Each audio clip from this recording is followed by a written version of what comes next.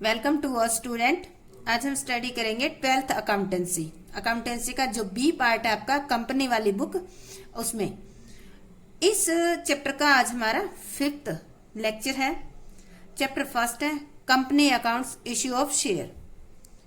आज के हमारे टॉपिक रहेंगे capital reserve, issue of share and public subscription of share. यानी कि आज के लेक्चर में हम 3 टॉपिक डिस्कस करने वाले हैं। तो पहला हमारा टॉपिक है कैपिटल रिजर्व। इसको हिंदी में कहा जाता है पूंजीगत संचय। कैपिटल रिजर्व जो होता है वो एक ऐसा रिजर्व होता है जो पूंजीगत लाभों में से बनाई जाती है। किससे बनाया जाता है? पूंजीगत, यानी कि कैपिटल जो गेन होता है उससे ही बनाया जाता है। Capital gain, capital profit. पूंजीगत लाभ ऐसे लाभों को कहते हैं जो कंपनी द्वारा अपनी सामान्य व्यावसायिक क्रियाओं से अर्जित नहीं किए जाते। जो कैपिटल गेन होते हैं वो व्यवसाय की जो नॉर्मल एक्टिविटी होती है उनसे गेन नहीं होते। पूंजीगत संचय यानी कि कैपिटल रिजर्व को कंपनी अपने अंशधारियों में डिविडेंड डिस्ट्रीब्यूट करने के लिए प्रयोग नहीं करती। जो कैपिटल रिजर्व में जितना भी पैसा होता है, पहले तो आपको ये ध्यान रखना है कि देखो कैपिटल गेन होता क्या है। कैपिटल गेन किसी भी व्यवसाय की जो जनरल बिजनेस एक्टिविटी होती है उनसे रिलेटेड अर्न नहीं होता। दूसरा, कैपिटल रिजर्व के अंदर जो अमाउंट होती है उस अमाउंट को जो है शेयर होल्डर के अंदर एज ए डिविडेंड के तौर पर डिस्ट्रीब्यूट नहीं किया जाता। कैपिटल जो रिजर्व है इससे रिलेटेड कुछ एग्जाम्पल है जिसे कैपिटल रिजर्व बनाया जाता है। कौन कौन सी है? सबसे पहला है सेल ऑफ फिक्स एसेट्स। आपकी कोई फिक्स एसेट्स है, उसको अगर विक्रय करती हो तो विक्रय करने से आपको जो भी लाभ होगा, जैसे मान लेते हैं कि आपकी फिक्स एसेट्स है 50,000 की, आपने इसको बेच दिया है 60,000 में, तो जो 10,000 आपने ज्यादा में बेचा है वो क्या है? आपका कैपिटल गेन या कैपिटल प्रॉफिट है। तो इस तरह का जो प्रॉफिट होता है उससे कैपिटल रिजर्व बनाया जाता है। अब देखो ये जो है सेल ऑफ फिक्स एसेट्स, ये एक ऐसी एक्टिविटी है जो जनरल बिजनेस की एक्टिविटी नहीं है। क्यों? क्योंकि आप जो फिक्स एसेट्स है वो डेली नहीं बेचते। फिक्स एसेट्स आप तभी सेल करते हो जब आपके यूज करने लायक नहीं होती है या फिर आप उसको रिप्लेस करना चाहते हैं। तो ये डे रूटीन की एक्टिविटी भी नहीं है, आपके बिजनेस की एक्टिविटी भी नहीं है। आपने इस एसेट्स को कई लंबे वर्षों तक यानी कि लॉन्ग पीरियड तक यूज किया, उसके बाद सेल किया है। तो इसमें जितना भी प्रॉफिट होता है, इसकी कॉस्ट कितनी थी? 50,000। सेल कितने में कर दिया आपने? 60 में। जो 10,000 है वो आपका कैपिटल गेन है और उसी से ही कैपिटल रिजर्व बनाया जाता है। सेम इसी तरह से हम लेते हैं स्थायी संपत्तियों के पुनर्मूल्यांकन पर लाभ, यानी कि profit on revaluation on profit. अगर आप अपनी जो भी एसेट्स है उसका रीवैल्यूट करते हो तो रीवैल्यूट करने से एसेट्स की वैल्यू इंक्रीज भी हो सकती है और डिक्रीज। अगर इंक्रीज होती है तो जितनी इंक्रीज हुई है वो अमाउंट कहा जाएगा कैपिटल रिजर्व में। थर्ड है शेयर एंड डिबेंचर को इश्यू करने पर प्रॉफिट। अगर आप कोई शेयर और डिबेंचर इश्यू करते हो तो उसमें जो प्रॉफिट होता है वो भी आपका कैपिटल गेन है। ऋण पत्रों के शोधन पर लाभ, यानी कि redemption, profit on redemption of debenture. Redemption का मतलब होता है आपने जो डिबेंचर इश्यू कर रखे हैं उनको पेमेंट करना। मान लेते हैं कि आपने डिबेंचर इश्यू कर रखे हैं 10,000 रुपए की, ठीक है, और जब आप पेमेंट करने गए, जब आप पेमेंट करने का टाइम आया तब डिबेंचर की वैल्यू डाउन हो रही थी, तो आपने कितने रुपए पेमेंट किए? यानी कि 9,000। तो 1,000 रुपए का आपको क्या हो गया? बेनिफिट। अब आप कहोगे जी कैसे हो गया? क्योंकि आपको करने तो थे 10,000, इशू आपने 10,000 के किए थे, ठीक है, आपके पास पॉकेट में पैसे आए थे 10,000, बट जब आप पेमेंट करने गए तो उस टाइम पेमेंट करने का समय आया तो उस टाइम डिवेंचर की वैल्यू डाउन थी। डाउन होने के कारण 9,000 पेमेंट की है, तो 10 के बजाय 9,000 पेमेंट की है तो 1,000 क्या हो गया? आपका कैपिटल गेन हो गया। तो इसको भी हम कैपिटल रिजर्व में डालते हैं। फिफ्थ है कंपनी द्वारा अर्जित किया गया समामेलन से पूर्व का लाभ। यानी कि कंपनी के समावेशन से पूर्व जो भी प्रॉफिट होता है वो भी इसी कैटेगरी के अंदर आता है। अंशों के अपहरण व पुनर्निर्गमन से लाभ। अपहरण, फॉरफिट, पुनर्निर्गमन मतलब री इश्यू करना। अपहरण का मतलब है कि एक व्यक्ति है, ए व्यक्ति है, ठीक है, उसने 100 शेयर खरीदे हैं, 100 शेयर 10 रुपीज के खरीदे हैं, बट उसने क्या किया, इन 10 रुपीज में से 5 रुपीज के हिसाब से 100 शेयर पे कितने दे दिए, 500 रुपीज तो दे दिए, बाकी बच गए 500। जब कंपनी ने ये 5 रुपए, ये 5 रुपीज जब कंपनी ने मांगे तो इस ए व्यक्ति ने टाइम पर पे नहीं किए, तो देखो कंपनी के पास इसके कितने रुपए आए हुए हैं, 500 रुपीज आए हुए। कंपनी इसको नोटिस देगी, 14 डे का नोटिस देगी। नोटिस देने के बाद भी अगर ए ये 5 रुपीज यानी कि 100 पे 5 रुपीज 500 अगर पे नहीं करती है तो कंपनी क्या करेगी, इसके ये जो 500 इसने दे रखे हैं इनको क्या कर लेगी, फॉरफिट, अपहरण कर लेगी, उनको जब्त कर लेगी। अभी देखो इन्हीं ये जो शेयर है ये सेम इनको क्या करेगी, रीइश्यू कर देगी कंपनी। रीइश्यू कितने में कर देगी, ये 100 शेयर है, इनको वो मैक्सिमम 10 तक भी कर सकती है, वो 5 तक भी, 5 तक तो करेगी। क्यों, क्योंकि इन 100 पे 500 तो कंपनी ने जब्त कर रखे, इतना पैसा तो 5 तो मिनिमम करेगी, मैक्सिमम वो 10 भी कर सकती है। तो इस तरह ये जो है कंपनी का क्या हो गया, कैपिटल गेन हो गया, क्योंकि रोज रोज ऐसे कोई नहीं मिलता कि का क्या हो गया, कैपिटल गेन हो गया, क्योंकि रोज रोज ऐसे कोई नहीं मिलता कि जिसके जो शेयर है वो कंपनी फॉरफिट कर ले। तो ये डे रूटीन की या बिजनेस की एक्टिविटी नहीं है, इस कारण से ये भी आपका कैपिटल गेन है। अब आता है कैपिटल रिजर्व को बैलेंस शीट में लायबिलिटी साइड में रिजर्व एंड सरप्लस हेडिंग के अंदर दिखाया जाता है। बैलेंस शीट की जो लायबिलिटी साइड है उसमें हेडिंग होती है एक, रिजर्व एंड सरप्लस, उस हेडिंग के अंदर कैपिटल रिजर्व को शो किया जाता है। अब आता है हमारा सेकंड टॉपिक। सेकंड टॉपिक हमारा है इशू ऑफ शेयर, यानी कि अंशों का निर्गमन करना। क्या होता है अंशों का निर्गमन करना, देखो अंशों का निम्न में से किसी भी विधि से निर्गमन किया जा सकता है। निर्गमन का मतलब है कि कंपनी क्या करेगी, एक सर्टिफिकेट देगी हर एक शेयर के लिए, यानी कि और उसके बदले में उस सर्टिफिकेट में नंबर ऑफ शेयर लिखा होता है और साथ में उसकी प्राइस। तो जितने रुपए का जो व्यक्ति शेयर खरीदेगा उतनी पेमेंट कर देगा और वो सर्टिफिकेट कंपनी उसको दे देती है। आजकल ये प्रोसेस जो है डिजिटली होने लगी है। सबसे पहली विधि, ये मेथड है इसके, कई बार क्वेश्चन आ जाता है इश्यू ऑफ शेयर के कौन कौन से मेथड है। तो पहला मेथड है कैश में, नकदी में, अंशों के निजी विक्रय द्वारा, यानी कि कैश में प्राइवेट जो है सेल करके भी कंपनी इश्यू कर सकती है। सेकंड जो हमारे टॉपिक है वो है अंशों का सार्वजनिक विक्रय, यानी कि पब्लिक में जाकर शेयर सेल करना। थर्ड है नकदी के अतिरिक्त किसी अन्य प्रतिफल के बदले। नकदी के अतिरिक्त हो गया तो अन्य प्रतिफल कोई भी हो सकता है। इसके बदले में कोई एसेट्स परचेज किए तो उसके बदले में आप शेयर दे सकते हो। कोई मैनेजर आपको कोई सर्विस दे रहा है तो उस सर्विस के बदले में भी आप शेयर दे सकते हो। अन्य प्रतिफल का मतलब यही है।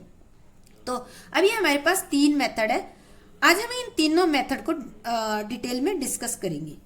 तो सबसे पहला आता है अंशों का निजी विक्रय, यानी कि प्राइवेट जो है उसको सेल करना।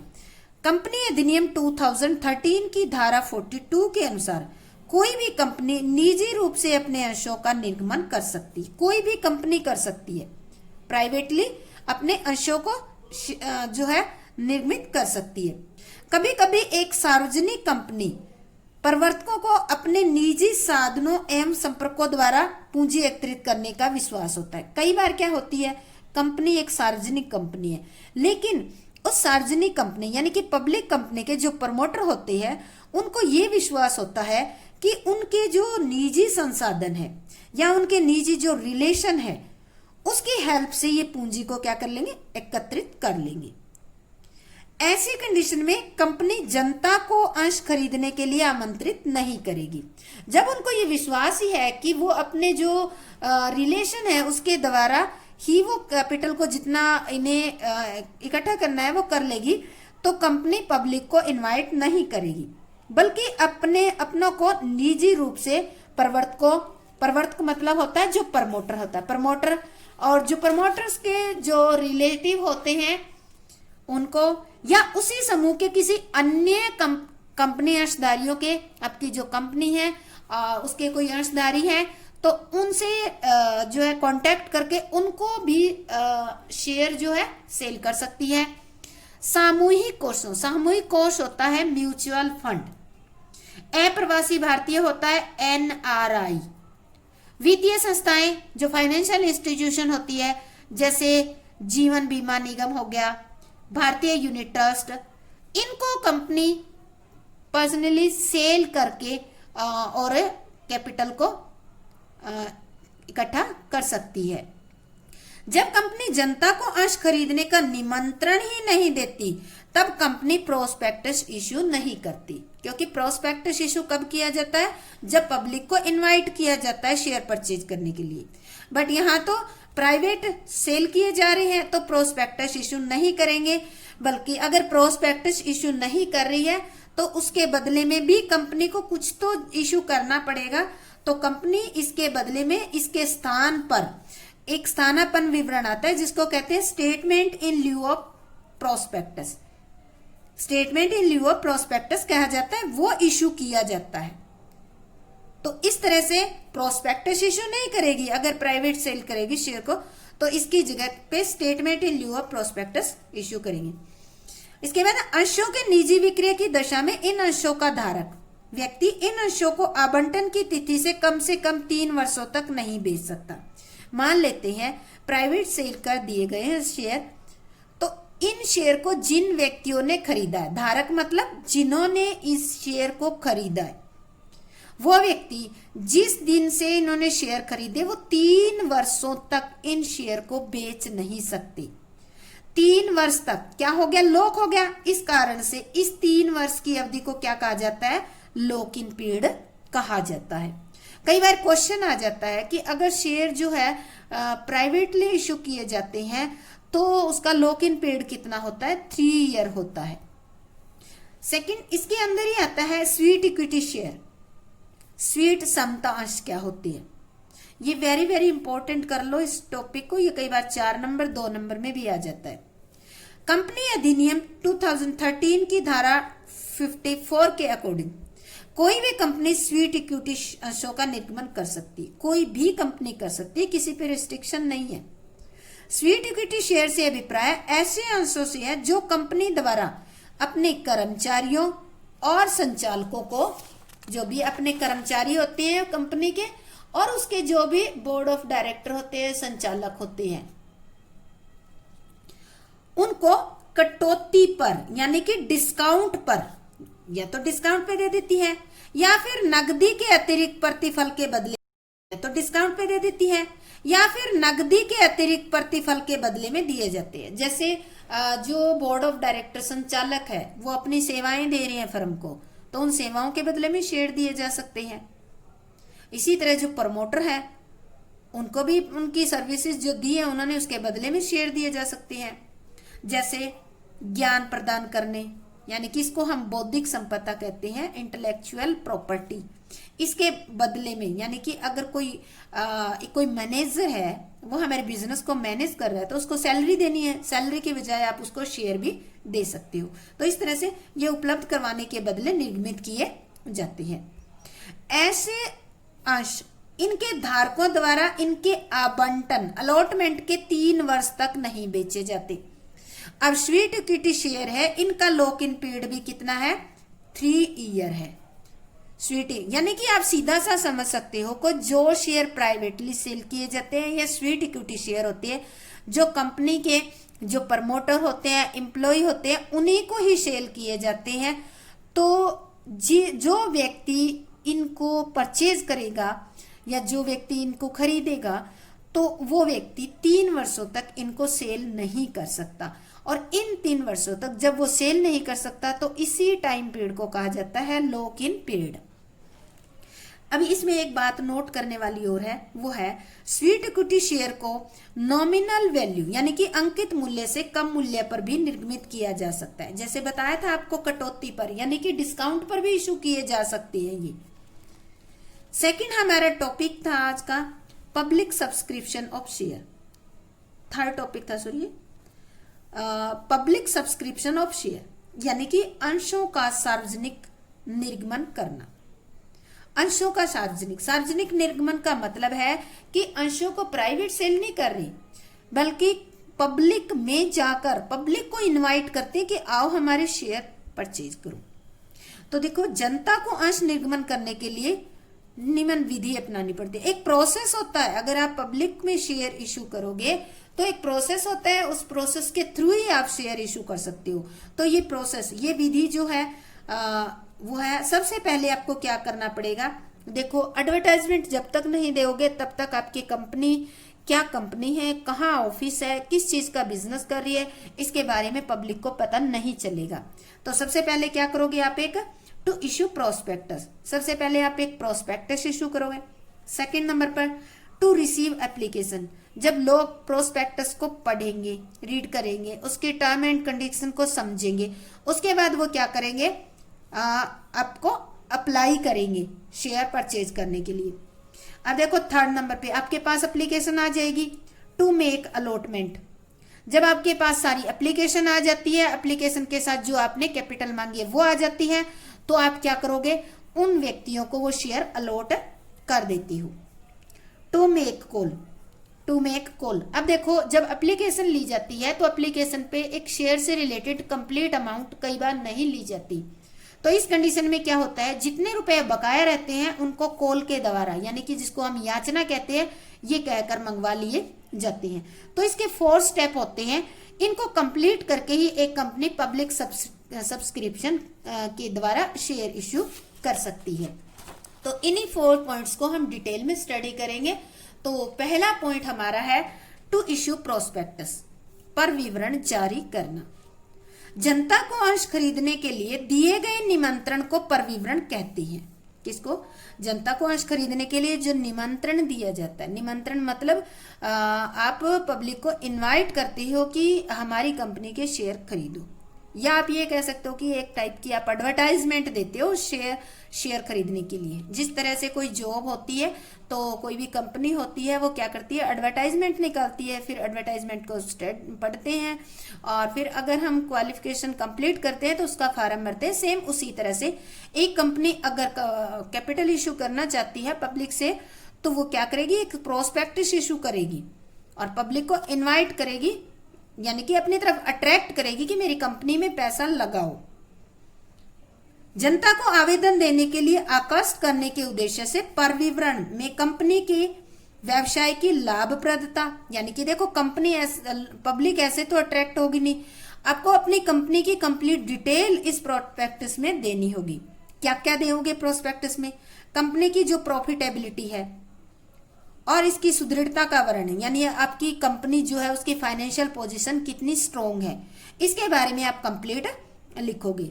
इसमें कौन कौन सी बातें लिखी जाती है ये ध्यान रखा जाता है। जो प्रोस्पेक्टस इशू करते हो तो प्रोस्पेक्टस में लिखी जाने वाली बातें, कई बार क्वेश्चन आ जाता है कि प्रोस्पेक्टस में क्या लिखा जाता है।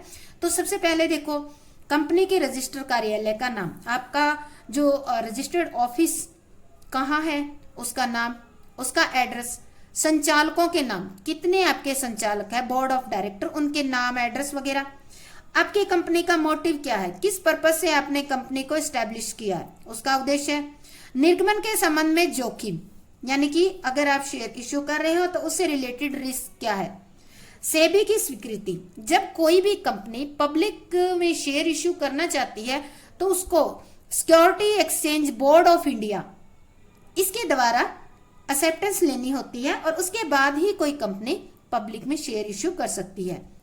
कंपनी की अधिकृत एवं निर्गमित पूंजी, अधिकृत का मतलब होता है कंपनी जिस पूंजी से अथॉराइज्ड हुई है उस कंपनी को अधिकृत पूंजी कहा जाता है, और निर्गमित पूंजी का मतलब है इश्यूड कैपिटल, कंपनी जो कैपिटल इश्यू करना चाहती है।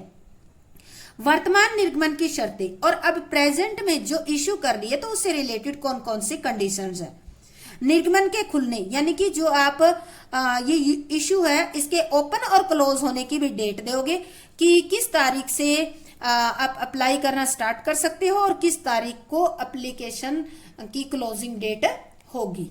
तो ये सारी एप्लीकेशन की क्लोजिंग डेट होगी। तो ये सारी बातें क्या किस में लिखी जाती है, एक प्रोस्पेक्टस में लिखी जाती है। अब मान लेते हैं आपने प्रोस्पेक्टस छपवाया, आपने उस पब्लिक में इस प्रोस्पेक्टस को इश्यू कर दिया एक टाइप से एडवर्टाइजमेंट के लिए। अब देखो लोग क्या करेंगे, पब्लिक में जो पब्लिक है वो आप इसके कंपनी के प्रोस्पेक्टस को रीड करेंगे।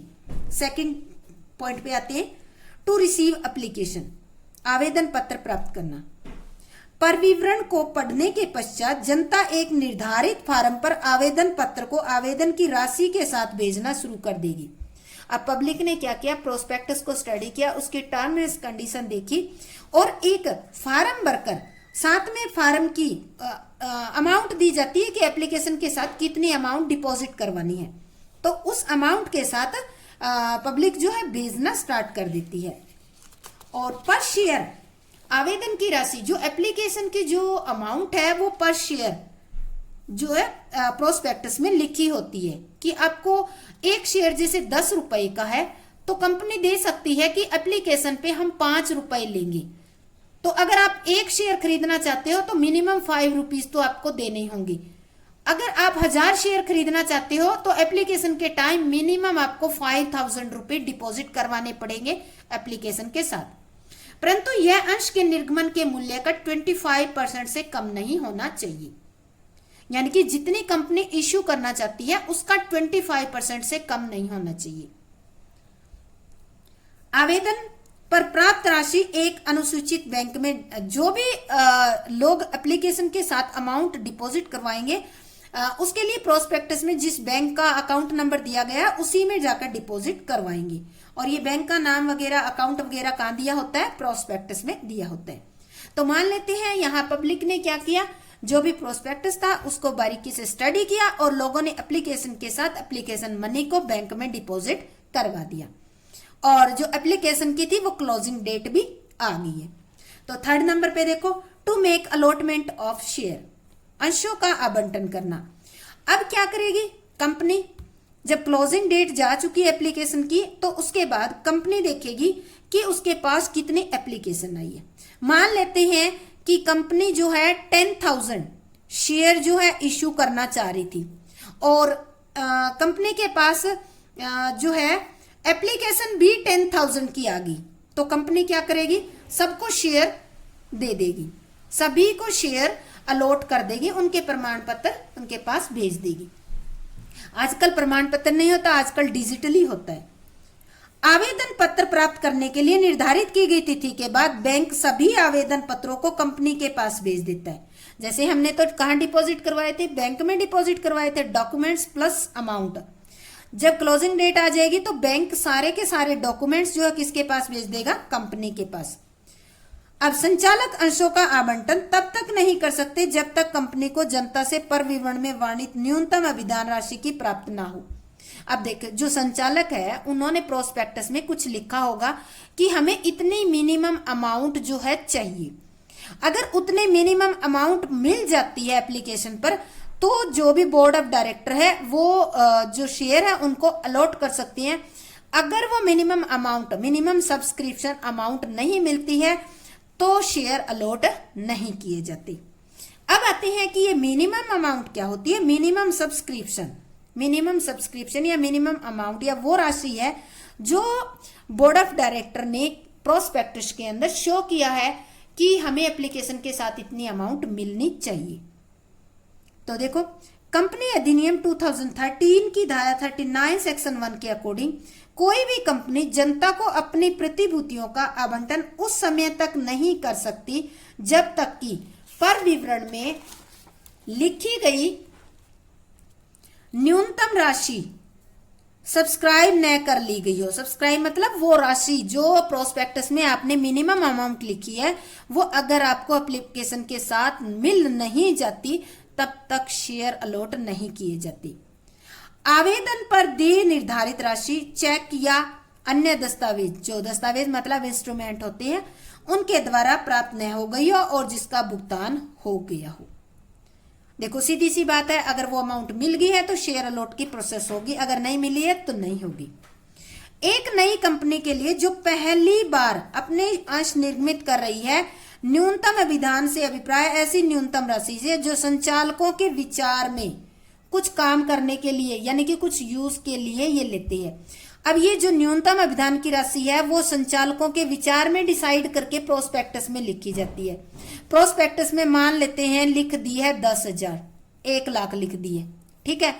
तो इस 1 लाख का कंपनी को कम से कम ये लगाओ कि 90% मिलना चाहिए, तभी शेयर अलॉट होंगे, अदरवाइज नहीं। तो देखो कौन से है निम्नलिखित, ये जो अमाउंट होती है वो किस काम के लिए यूज होगी। निम्नलिखित कार्यों के लिए ये जो मिनिमम सब्सक्रिप्शन है वो यूज किया जाता है।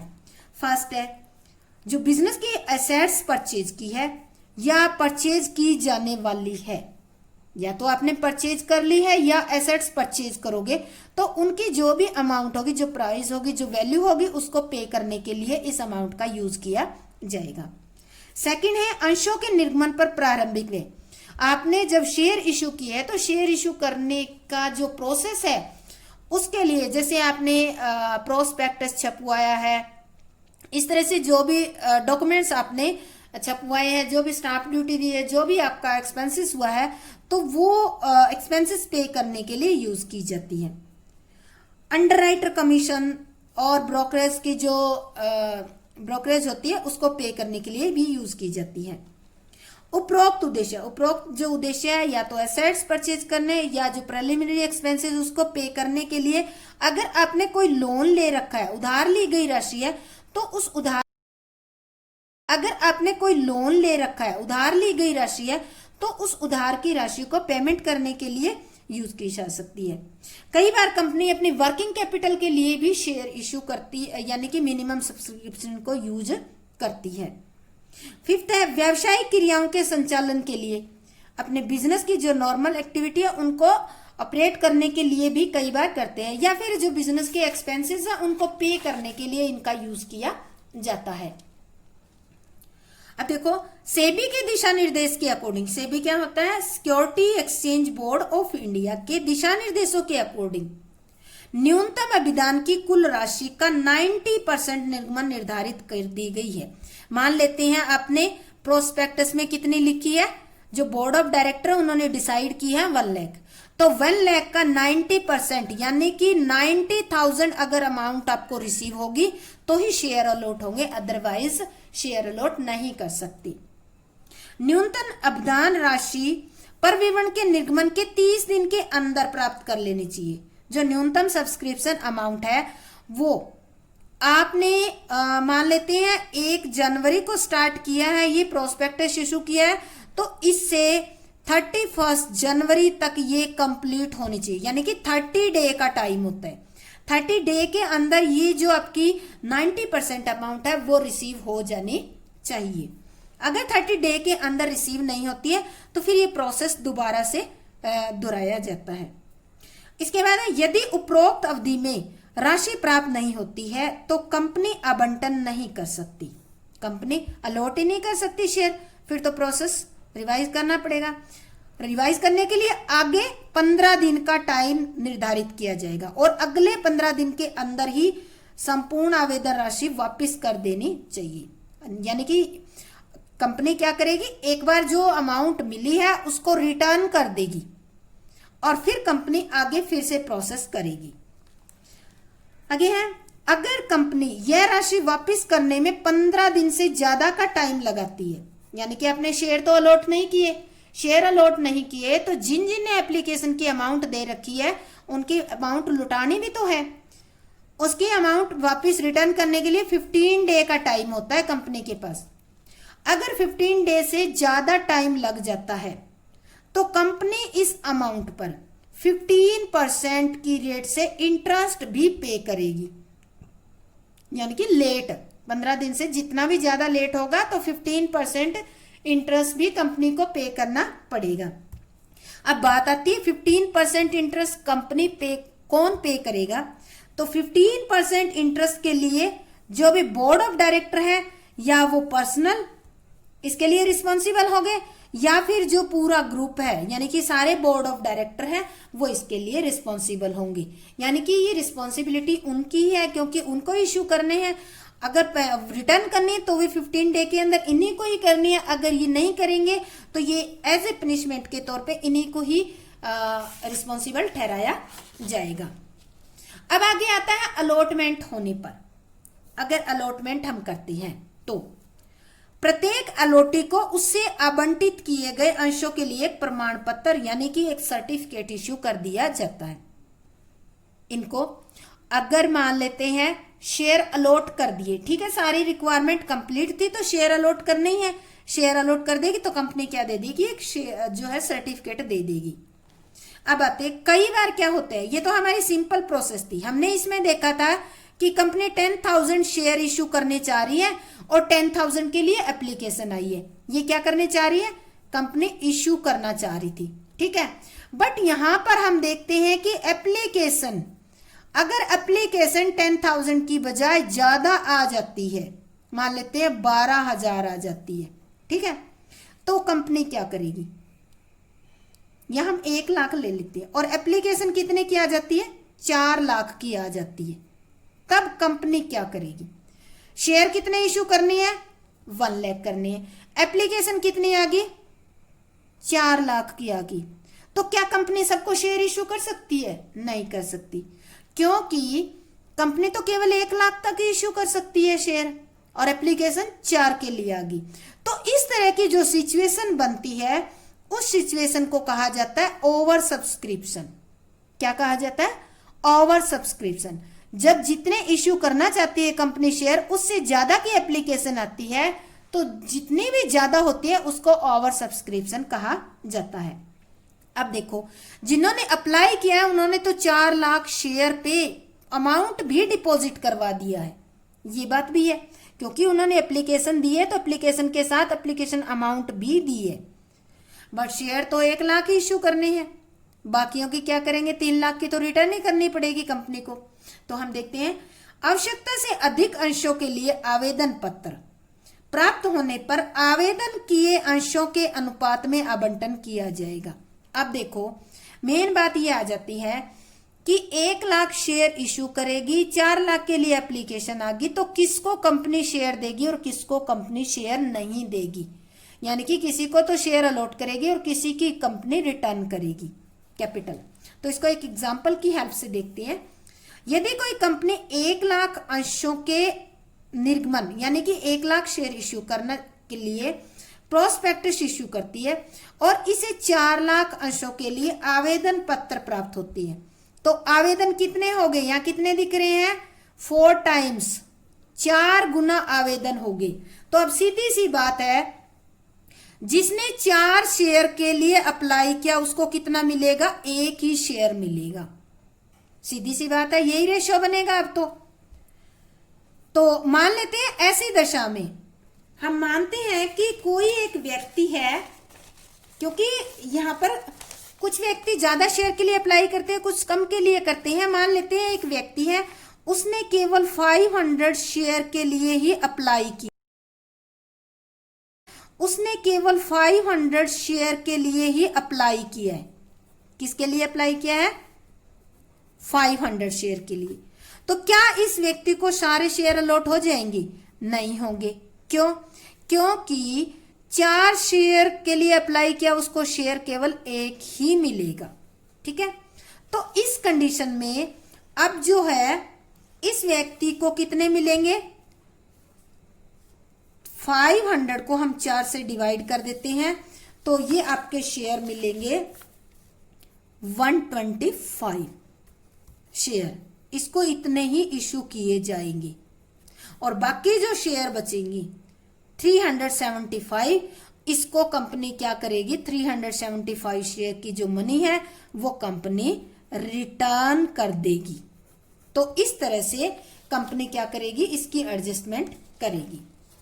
अब आता है जिनको, कई व्यक्ति ऐसे भी होते हैं जिनको कोई भी शेयर नहीं मिलता, जिनको कोई भी अंश नहीं मिलता है, उनकी राशि खेद पत्र सहित कंपनी वापस लौटा देती है। और जिनको अंश मिला है परंतु आवेदन पर ज्यादा राशि आ गई है, एप्लीकेशन पर उनके पास ज्यादा आ गई अमाउंट कंपनी के पास, तो कंपनी वो ज्यादा अमाउंट क्या करेगी, उनको जितने शेयर अलॉट किए उस पर एडजस्ट कर लेगी, आगे अलॉटमेंट पे एडजस्ट कर लेगी। नेक्स्ट आता है टू मेक कॉल, याचनाएं। आवंटन के बाद जब आपने शेयर अलॉट कर दिए तो उसके बाद ही देखो कुछ अमाउंट रह जाता है जो कंपनी एप्लीकेशन या अलॉटमेंट के टाइम नहीं मंगाती, किस्तों में मंगा लेती है। तो आवंटन के बाद मांगी गई जो भी किस्त मांगी जाती है उसको याचना या क्या कहते हैं, कॉल कहते हैं। यदि कंपनी आवंटन तक सारी राशि नहीं मंगवाती है तो उस बाद में कॉल करके उसे मंगवा लेती है, और कॉल को एक नंबर दे दिया जाता है। कई बार 2-2, 3-3 कॉल में कंपनी अमाउंट मंगवाती है, जैसे इन कॉल को नंबर क्या देंगे, first call, second call, final call, इस तरह से नाम दे दिया जाता है। अब देखो कॉल करते समय कंपनी को आर्टिकल ऑफ एसोसिएशन, जो अंतर्नियम होते हैं कंपनी के, उनमें जो भी बातें लिखी हुई है उनको फॉलो करना जरूरी होता है, उनके अकॉर्डिंग ही कंपनी को चलना होता है। आर्टिकल ऑफ एसोसिएशन के बाद अगर मान लेते हैं कंपनी ने अंतर्नियम यानी कि आर्टिकल ऑफ एसोसिएशन बनाया ही नहीं है तो कंपनी किसको फॉलो करेगी, अधिनियम 2013 में एक शेड्यूल है, शेड्यूल 1 की टेबल F, इसके अंदर जो भी प्रोविजन दे रखे हैं उनको फॉलो करने पड़ेंगे।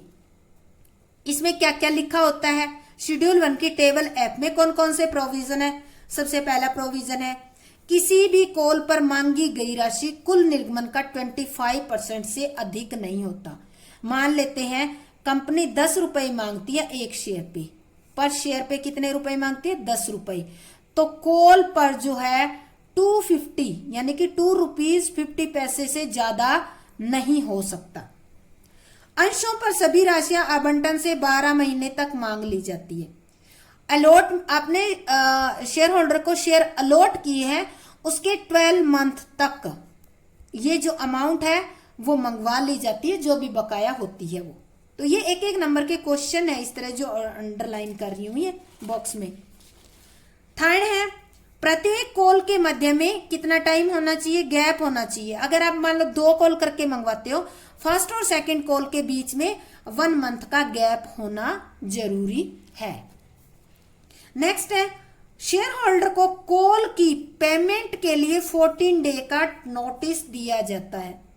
आप उसको कॉल की मनी जब मंगवाते हो तो उसको वो अमाउंट डिपॉजिट करवाने के लिए 14 डे का टाइम दिया जाता है कि वो 14 डे के अंदर अंदर डिपॉजिट करवा दे।